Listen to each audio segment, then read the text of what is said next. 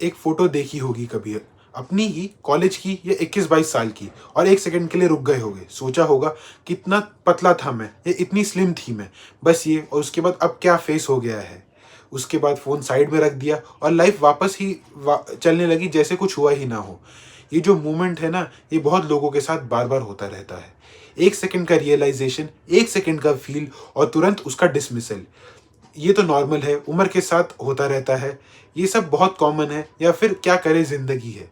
ये sentences simple लगते हैं, लेकिन एक्चुअली ये एक पूरी जनरेशन का साइलेंट रेज़िग्नेशन है। एक ऐसा सरेंडर जो इतना कॉमन हो चुका है कि अब बहुत ज़्यादा नॉर्मल लगने लगता है। और ये सरेंडर एक ही दिन में नहीं आता, ये धीरे-धीरे आता है। इतना धीरे कि पता ही नहीं चलता कब ये आपका डिसीजन हो गया है, कब एक्सेप्टेंस आ गई है, कब लाइफ ने वो स्पेस ले लिया है जो पहले आप खुद के लिए लिया करते थे। और जब वो स्पेस चला जाता है, तो वो एक सेकंड का फीलिंग भी जो फ़ोटो देखते वक़्त आता था, वो भी धीरे-धीरे फ़ेड होने लगता है। पहले गिल्ट होता था, फिर नॉस्टैल्जिया और फिर सिर्फ़ एक कैज़ुअल हाँ यार, थे हम वैसे। और एक और इम्पोर्टेंट बात, ये जो रेज़िग्नेशन है ना, वो सिर्फ़ बॉडी तक लिमिटेड नहीं है। ये एक ब्रॉडर पैटर्न का पार्ट है, जहाँ लोग धीरे-धीरे अपने आप का ख़्याल रखना कम कर देते हैं। बॉडी बस उसका एक विज़िबल इंडिकेटर है या उदाहरण है। ये कोई लेक्चर नहीं है, कोई गिल्ट देने के लिए नहीं है। गिल्ट तो वैसे भी सबको ऑलरेडी फ़ील होता है। वो 1 सेकंड वाला मोमेंट याद है ना? ये उसके आगे की बात है, समझने की बात है कि ये होता कैसे है, क्यों होता है और इसका एक्चुअल कॉस्ट क्या है, जो लोग सिर्फ़ मिरर में नहीं दिखाता। मैं हूँ वेदांत और आप देख रहे हो फिट विद पांडे। अगर ये रिलेटेबल लगा हो तो सब्सक्राइब करो और चलो आज का डिस्कशन शुरू करते हैं।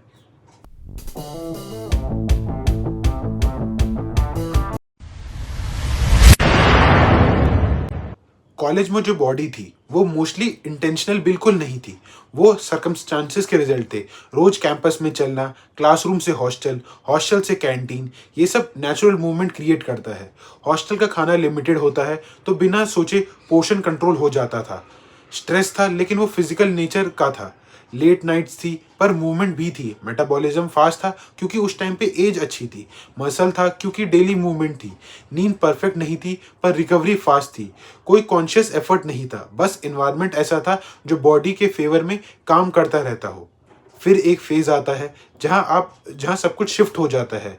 जॉब लगती है या शादी होती है या रिस्पॉन्सिबिलिटी बढ़ जाती है और ऑलमोस्ट ओवरनाइट मूवमेंट ज़ीरो के आसपास आ जाती है। लिफ्ट, कार और 8 से 9 घंटे का डेस्क।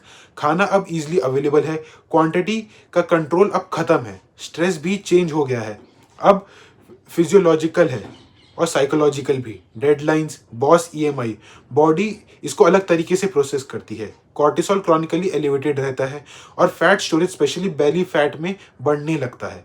ये ट्रांजिशन इतना स्मूथ है कि 6 महीने बाद भी रियलाइज़ नहीं होता कि कुछ चेंज हो गया है बॉडी में। पहले साल 3 से 4 किलो बढ़ता है, वो एडजस्टमेंट पीरियड है। दूसरे साल 3 से 4 किलो सबके साथ होता है। तीसरे साल कपड़े टाइट होने लगते हैं और हम नए कपड़े ले लेते हैं बिना ज़्यादा सोचे। ये जो रिप्लेस करना है ना, नया साइज़ एक्सेप्ट करना, ये एक माइक्रो सरेंडर है। छोटा लगता है, हार्मलेस लगता है, लेकिन ये एक पैटर्न का पार्ट है जो हर साल कंपाउंड होता रहता है। और ये पैटर्न सिर्फ आपका नहीं है, ये हर जनरेशन में रिपीट होता रहता है। प्रॉब्लम ये है कि किसी ने क्लियरली बताया ही नहीं है कि क्या हो रहा है। किसी ने ये नहीं बोला है कि ये नेचुरल नहीं है, ये प्रिवेंटेबल है अगर अवेयरनेस हो इस चीज़ की। और वही अवेयरनेस आज आपको इस वीडियो के थ्रू मिल रही है या मैं आपको देने की कोशिश कर रहा हूँ। तो एग्जैक्टली केयरिंग बंद कब होती है? कोई एक दिन नहीं होता, कोई कॉन्शियस डिसीजन नहीं होता, ये धीरे-धीरे होता है। और इंटरेस्टिंगली इसके कुछ क्लियर स्टेजेस होते हैं जो ऑलमोस्ट हर किसी ने सेम ऑर्डर में ही किए होंगे। पहला स्टेज है डिस्ट्रैक्शन। जॉब, रिलेशनशिप, फैमिली सब कुछ इतना ऑक्यूपाई कर लेता है कि हेल्थ नेचुरली पीछे चली जाती है। ये एक जेन्युइन स्टेप है। इस स्टेज पे आप कॉन्शियसली इग्नोर करते रहते हो, बस प्रायोरिटीज शिफ्ट हो रही हैं आपकी धीरे-धीरे। दूसरा स्टेज है रैशनलाइजेशन। ये फेज़ है निकल जाएगा, थोड़ा सेटल होने दो, नेक्स्ट मंथ से स्टार्ट करूँगा। ये लाइन्स फ़ैमिलियर लगती है क्योंकि ये मंथ से ईयर्स तक रिपीट होती रहती है। और सबसे ट्रिकी पार्ट, ये कंफर्टेबल लगती है, इसलिए बहुत ज़्यादा ही डेंजरस है। तीसरा है नॉर्मलाइजेशन। आपके अराउंड देखते हो, कलीग्स, फ्रेंड या रिलेटिव सब सेम पैटर्न फॉलो कर रहे होते हैं, तो नॉर्मल लगने लगता है। और जब कुछ नॉर्मल लगता है तो वो प्रॉब्लम लगना भी धीरे धीरे बंद हो जाता है। चौथा और सबसे डेंजरस है आइडेंटिटी शिफ्ट। मैं स्पोर्टी टाइप नहीं हूँ, जिम में काम नहीं है, या फिर खाना मेरी वीकनेस है। ये फैक्ट्स नहीं है, ये स्लो कैपिचुलेशंस हैं। धीरे धीरे ये सब इतनी बार रिपीट होते हैं कि आपके आइडेंटिटी का पार्ट बन जाते हैं ये सब स्टेटमेंट्स। पांचवा स्टेज है जब कोई हेल्थ इशू सामने आता है। ये वेकअप कॉल होती है, लेकिन तब तक प्रॉब्लम ऑलरेडी एग्जिस्ट कर गई होती है। इन स्टेजेस को सिर्फ समझना काफ़ी नहीं है, खुद में आइडेंटिफाई करना भी ज़रूरी है। तो ऑनेस्टली सोचो, आप अभी कौन सी स्टेज पे हो। अगर स्टेज 1 में हो तो ये सबसे ईजी पॉइंट है वापस जाने का। स्टेज 2 में हो तो अभी भी सिर्फ एक स्मॉल एक्शन से डायरेक्शन चेंज हो सकता है। स्टेज 3 में हो तो थोड़ा कॉन्शियस एफर्ट लगेगा, पर बहुत ज़्यादा ही पॉसिबल है और बिल्कुल पॉसिबल है। स्टेज 4 में हो तो शायद ये वीडियो एक पैटर्न इंटरप्ट है, इससे वेस्ट मत होने दो, पूरा देखो। और एक चीज़, अगर आप ये वीडियो देख रहे हो मतलब कहीं ना कहीं अंदर अभी भी अवेयरनेस जिंदा है, वो कंप्लीटली ख़त्म नहीं हुई है, और वही सबसे इम्पोर्टेंट चीज़ है। अब बात करें कॉस्ट की। ये सिर्फ एक मोटा दिखना नहीं, वो तो सिर्फ एक विजिबल इफेक्ट है। रियल कॉस्ट वो होती है जो अंदर क्वाइटली बिल्ड होती है, जिसके बारे में कोई क्लियरली बात ही नहीं करता। पहली कॉस्ट है एनर्जी। 21 साल की एज में एनर्जी एफर्टलेस होती है, तब हम उसे अप्रिशिएट बिल्कुल नहीं करते, क्योंकि वो हमेशा हमारे लिए अवेलेबल होती है। 30s में वो एनर्जी नेचुरली कम होने लगती है, लेकिन ये सिर्फ एज की इनएविटेबिलिटी नहीं है। जो लोग एक्टिव रहते हैं, प्रोटीन इंटेक का ध्यान रखते हैं और स्लीप को प्रोटेक्ट करते हैं, उनकी एनर्जी जेन्युइनली डिफरेंट होती है। ये एक फैक्ट है। दूसरी कॉस्ट है कॉन्फिडेंस। जब बॉडी कंफर्टेबल फील नहीं करती तो बिहेवियर साइलेंटली चेंज होता जाता है।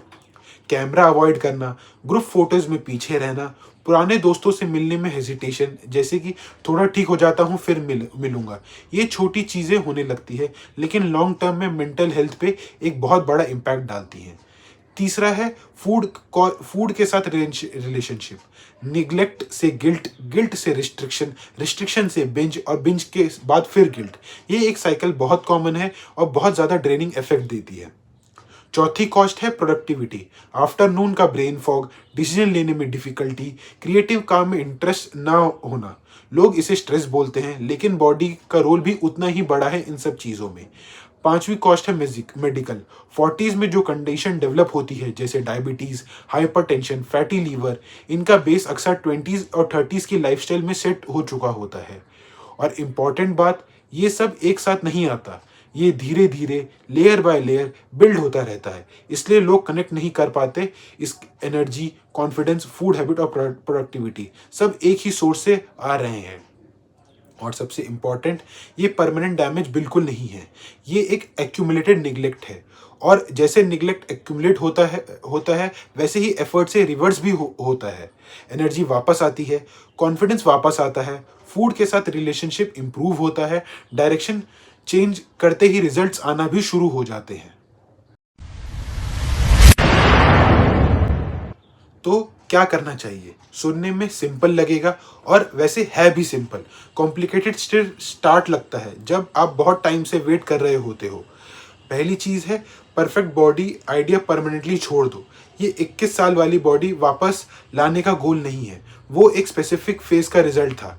अब गोल ये होना चाहिए कि 35 या 40 में आप एनर्जेटिक हो, पेन फ्री हो और फंक्शनली स्ट्रांग हो। ये गोल प्रैक्टिकल है, सस्टेनेबल है और ऑनेस्टली बहुत ज़्यादा मीनिंगफुल गोल भी है। दूसरी चीज़ है स्मॉलेस्ट पॉसिबिलिटी स्टार्ट करो, बिल्कुल स्मॉलेस्ट। अगर जिम इंटिमिडेटिंग लगता है तो जिम मत जाओ, 20 मिनट्स वॉक शुरू करो, सिर्फ एक मील में प्रोटीन ऐड करो, सिर्फ एक पैकेज स्नैक को रियल फूड से रिप्लेस करो। ये छोटी चीज़ें ट्रिवियल लगती है, लेकिन ये आइडेंटिटी चेंज करती हैं। जब आप कंसिस्टेंटली कुछ करते हो, इवन स्मॉल, धीरे धीरे आप खुद को अलग तरीके से देखने लगना स्टार्ट कर देते हो। तीसरी चीज़ है ब्लड टेस्ट करवाओ एक बार, बेसिक ब्लड टेस्ट जैसे blood sugar, lipid profile, vitamin D और थायराइड। अभी वेट या मेजरमेंट पे फोकस मत करो, पहले ये समझो कि बॉडी के अंदर क्या चल रहा है।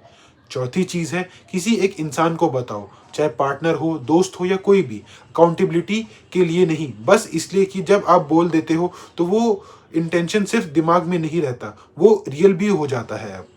बस ये 4 चीज़ें एक-एक करके आज ही किसी या एक से स्टार्ट करो। सिर्फ 1 हफ्ते के लिए कंसिस्टेंटली करो। पहले हफ्ते में बॉडी में ड्रामेटिकल चेंज नहीं होगी, बट कुछ और होगा जो ज़्यादा इम्पोर्टेंट है। एक छोटा-सा कॉन्फिडेंस बिल्ड होगा कि मैंने किया, और एक आइडेंटिटी शिफ्ट शुरू होगी कि मैं वो इंसान हूँ जो अब एक्शन लेना स्टार्ट कर चुका है। और ये जो आइडेंटिटी है, यही फाउंडेशन है सब चीज़ों का, और ये फाउंडेशन 1 हफ्ते में शुरू हो जाती है और 1 साल बाद तक भी कैरी फॉरवर्ड चलती रहती है, और इसमें अब बाकी सारी चीज़ें भी धीरे-धीरे ऐड करते जाते हो। ये सब बोलना ईज़ी था, मुझे पता है, और ये भी पता है कि इस वीडियो के बाद बहुत लोग थोड़ी देर में वापस अपनी सेम साइकिल में चले जाएँगे, और ऑनेस्टली ये एक नॉर्मल चीज़ है। एक वीडियो से लाइफ़ आपकी चेंज बिल्कुल नहीं हो सकती। रियल चेंज एक स्पेसिफिक पर्सनल मूवमेंट से आता है। शायद कोई टेस्ट रिपोर्ट जो अनएक्सपेक्टेड निकले, शायद कोई पुरानी फ़ोटो जो अचानक सामने आ जाए, शायद वो मोमेंट जब स्टेयर्स चढ़ते वक़्त साँस फूल जाए और आप 1 सेकंड के लिए रुक जाओ, या कोई रात जब नींद ना आए और आप ज़्यादा सोचने लग जाओ। मैं ये प्रेडिक्ट नहीं कर सकता कि वो मोमेंट कब आएगा, पर इतना ज़रूर कह सकता हूँ, जब भी वो मोमेंट आपकी लाइफ में आएगा, इस वीडियो की कुछ बातें आपको ज़रूर याद आएगी। और तब एक चीज़ याद रखना, 21 साल वाली बॉडी वापस नहीं आएगी, और साथ सच कहूँ तो वो गोल भी नहीं होना चाहिए, लेकिन एक फंक्शनल, एनर्जेटिक, जेन्युइनली हेल्दी 35 या 40 साल की बॉडी वो बिल्कुल मिल सकती है। बस आपको कंसिस्टेंसी रखनी पड़ेगी। रोज़ उठना और कैपेबल फील करना, अपने बच्चों के साथ भागना बिना थके, 50s में अपनी मर्ज़ी से काम करना, मजबूरी से नहीं। ये चीज़ें 21 साल की जीन साइज़ से कहीं ज़्यादा इम्पोर्टेंट है, और सबसे अच्छी बात, ये अचीव भी किया जा सकता है। अगर आप यहाँ तक देख चुके हो तो एक काम ज़रूर करो, इस वीडियो को ऐसे इंसान के साथ शेयर करो जिसको इस वीडियो की सख्त ज़रूरत है, और 1 सेकंड के लिए रुको, फ़ील करो, और अब सोचो कि क्या आपको ये सब चीज़ें अपनी लाइफ़ में इम्प्लीमेंट करनी चाहिए कि नहीं। और एक लास्ट चीज़, जो एनर्जी आएगी, वो कॉन्फिडेंस देगी, जो बॉडी आएगी, वो सिर्फ़ आपके लिए नहीं होगी, वो आपके आस-पास वाले लोगों के लिए भी होगी, आपके बच्चों के लिए, आपके पार्टनर के लिए, और जो जनरेशन आपके बाद आएगी, उन्हें ये इनहेरिटेड रेज़िग्नेशन नहीं मिलेगा अगर आपने यहीं पे इस चेन को तोड़ दिया होगा। कमेंट में 21 टू नाउ लिखो, ताकि मुझे पता लग सके आप यहाँ तक देख चुके हो। फिट विद पांडे को सब्सक्राइब करो। मैं हूँ वेदांत, मिलते हैं अगली वीडियो में, तब तक के लिए bye and thanks for watching.